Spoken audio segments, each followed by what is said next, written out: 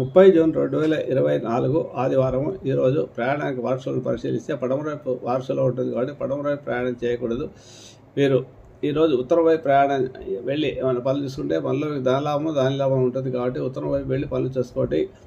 పడమర వైపు పనులు వాయిదా వేసుకోండి. లేదా తప్పనిసరి పరిస్థితిలో పడమర వైపు పనులు చేసుకోవాలనుకున్నప్పుడు ఉత్తరం వైపు పనులు చూసుకున్న తర్వాత వెళ్ళి పడమర వైపు పనులు చూసుకోండి. దానివల్ల మీకు ఆ పనులు సాగుతాయి. లేదా పడమర వైపు వెళ్ళాల్సిన పరిస్థితి వచ్చినప్పుడు ఇంట్లోంచి బయలుదేరినప్పుడు ఉత్తరం వైపు వెళ్ళి క్లాక్ వైపుతో తిరిగి పడమర వైపు వెళ్ళండి.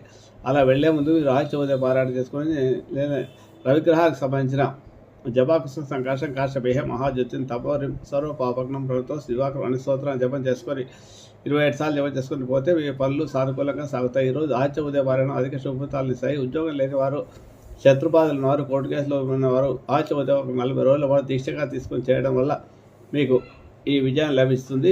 అలాగే శత్రువుల మీద విజయం సాధిస్తారు. కోర్టు కేసులో విజయం వస్తుంది.